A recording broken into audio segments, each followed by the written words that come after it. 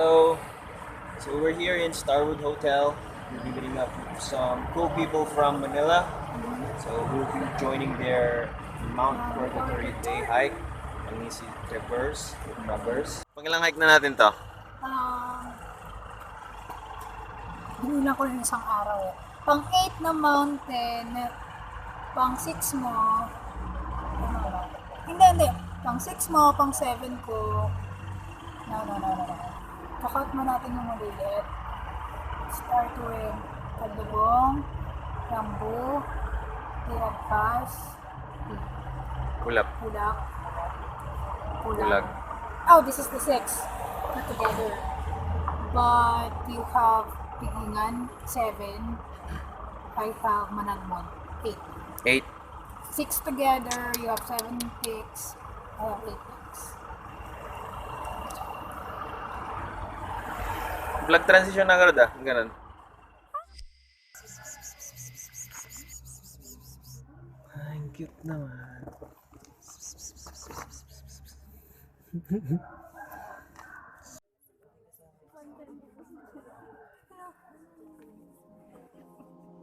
We got to Bocod Benguet around 7 in the morning for the registration. They took everyone's BP and also conducted an orientation. The locals shared some interesting facts about the mountain and how it's named after the place where all the souls of sinners are cleansed before going to heaven.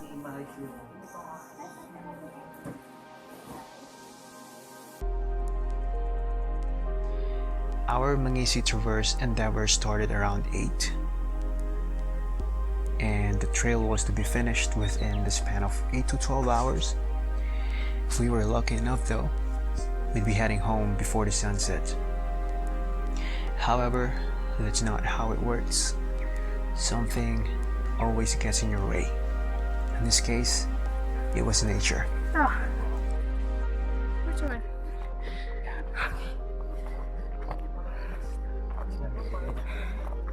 So we started.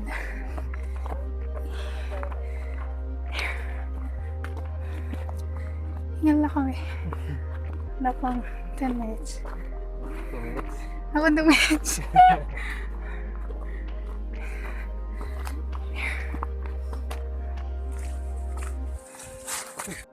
We started strong only because we had to. The first few miles of the trail isn't exactly what hikers would call an assault, but it was challenging enough to make your heart thud loudly. Hindi nila sinabi yung definition nila ng assault. Sabi nila yung assault. Malapit ng Mount Pak lang. Sana sinabi semi yung papunta. Shed na. I still didn't need food at the time, but we took a break and everybody was eating, and it was too early for me to be called out weird, so I ate some.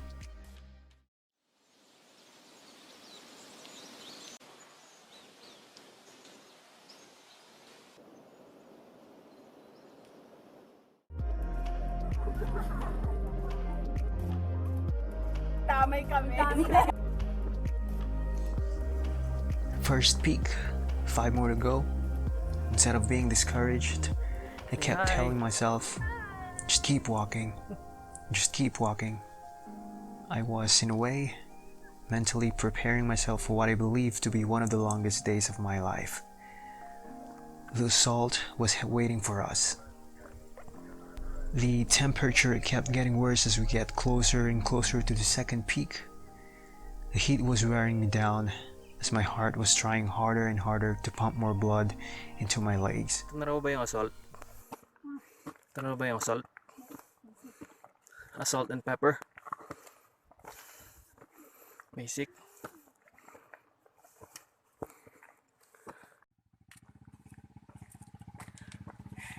Picking one side.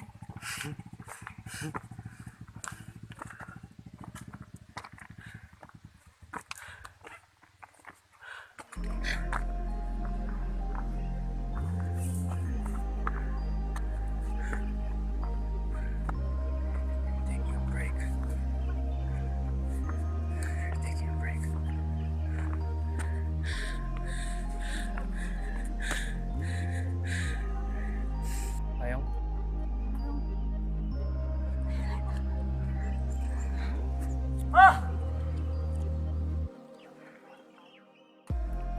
legs were on fire. Hunger made me more aggressive, but at the time, I hardly needed fuel.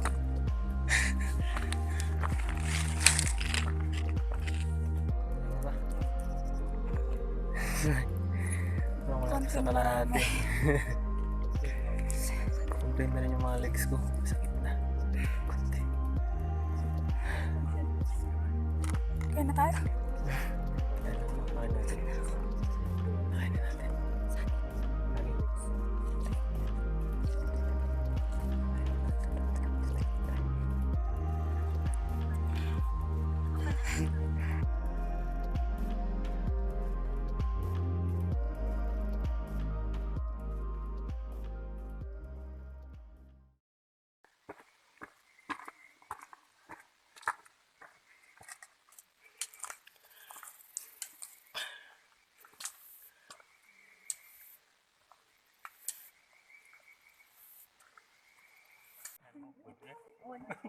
So, kain na! Sa cut lunch. May eggs. May fried rice. May bacon. Ang lasa. Corned beef. May boiled egg. Sa akin yung boiled. Kain na mo. Sige tayo. Focus mo food. Pantalon. Mainit? 12:23. Mainit. Dito kami to lunch. Uy, maya ka na init ah. Kain lang kami. Sarap na yung pagkain. Walang kwenta. Dry. Wala sabaw.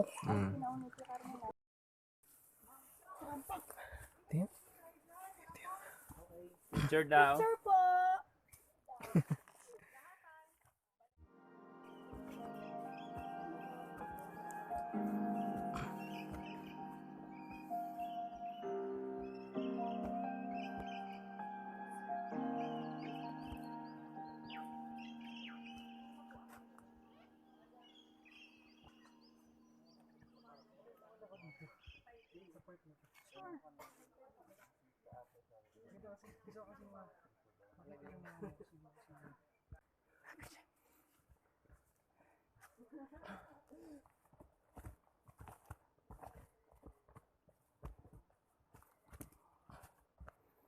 As we paced our way to the enchanted mossy forests of Mount Pack, all the way to Mount Purgatory, I found myself, in some way, shape or form, healed.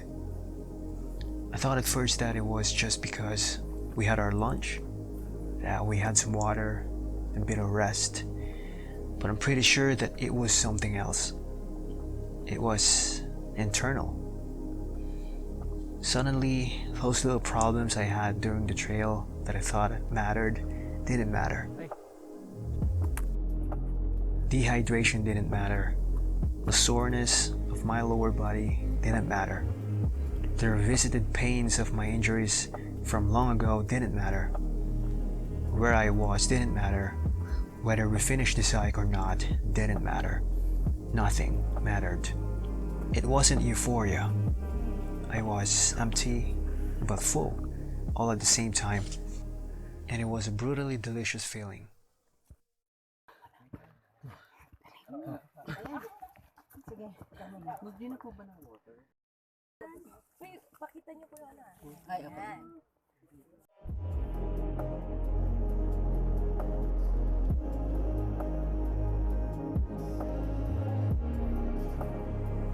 Perhaps because of the improved weather, or maybe because we had a decent source of fuel, or maybe because of the suffering itself and the delayed gratification that detoxified our souls from the day-to-day mundane that we have to go through. We had to endure just to get by. Who knows?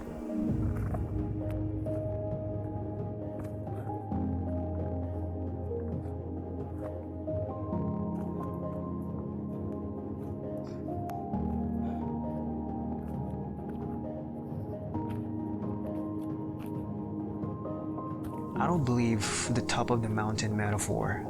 It's a bit cliche for me. But if you look at it with sincerity, you can understand people. In this world of meaninglessness, perhaps we shouldn't always take things seriously, and that we should let people find meaning for themselves.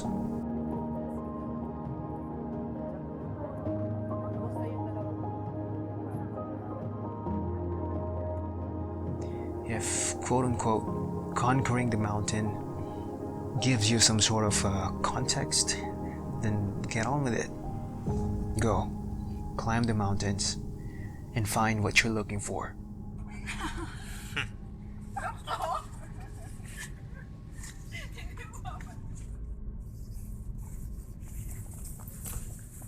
We are here at Mount Purgatory.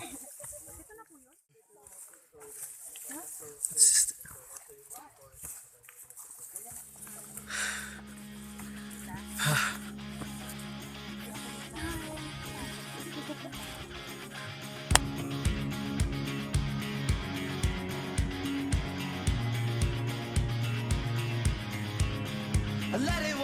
ito po yung water ate. Yung water, doon pa. Yung water. Yung tubig po na iniinom. Sa bakyan pwede po. Gano'ng katagal po yun ate? Mga 2 oras po.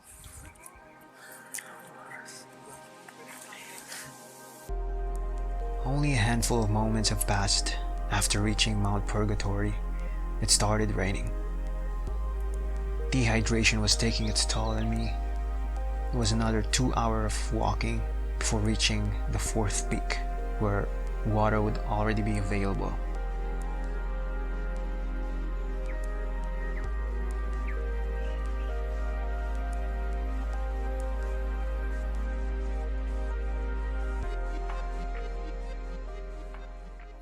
So we arrived here at Mount Bakyan to finally fetch some water. Found here an integrated school. It says grade 9.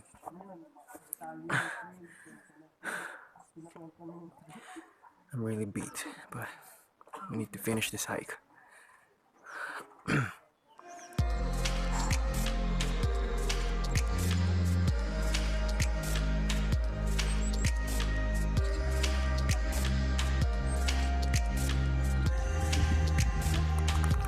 Yoga.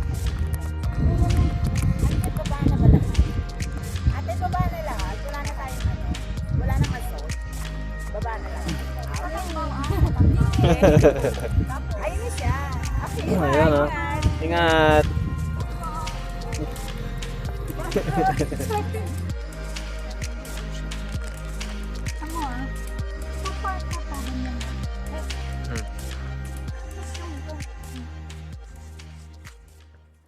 Knowing na rainforest to na virgin before bago siya naging ganito, na binahayan or kaya nagawan ng tree, so tumubo sila ng kusa. Oo, kusa.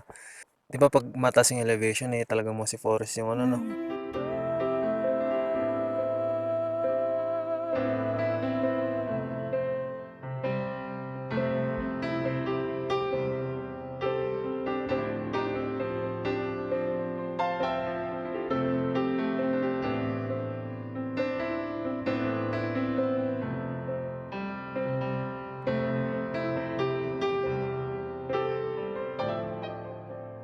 Alright, we found a store here. Basahin mo nga. Guinyawan store. Store. Kids playing volleyball. Okay. In a sec.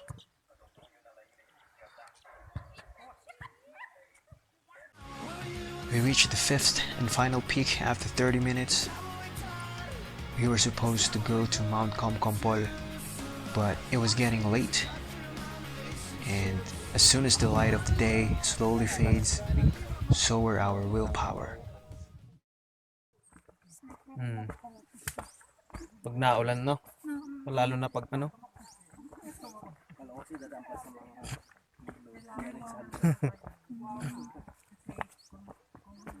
Masakit din sa sapatos. Masakit din sa sapatos lang pag bababa. Oo. Yata, pataas kasi doon. Hello po.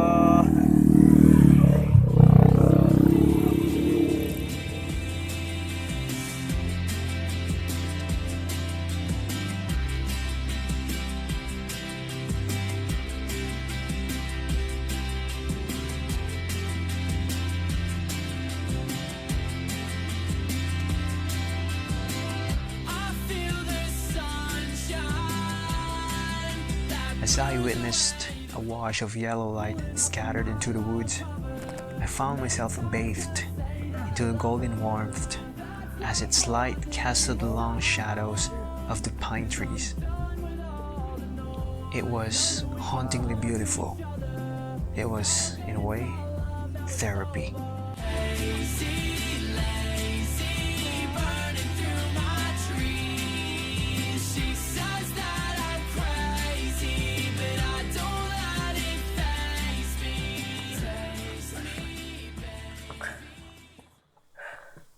It was getting darker and darker as we descended our way to the pickup point. A couple more hours have passed. We saw our ride home, and there we went.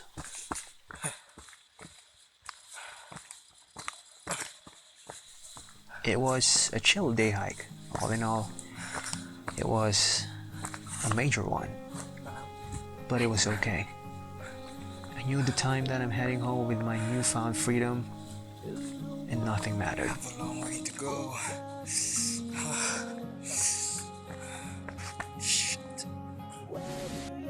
Hi! 4 days after ng hike and nakakalakad na compared to the first day. Nakahiga lang kasi masakit yung tuhod. So there, Mount Purgatory, hindi siya easy. Super major talaga siya. And if you're thinking of going there, make sure na exercise, hindi ka newbie. And the climb is not just to have fun or social status or anything. It has something to do with for you to reflect after na you're doing what you like, and to reflect, to love yourself more, to forgive, and to understand. Yeah, go to the next hike. One more thing. If you're feeling lost and di mo alam anong gagawin mo, if you feel like gusto mo na lang uminom, try Mount Purgatory. It will be worth it. In pain, at the end, ma-realize mo, and it will answer your questions. There, bye!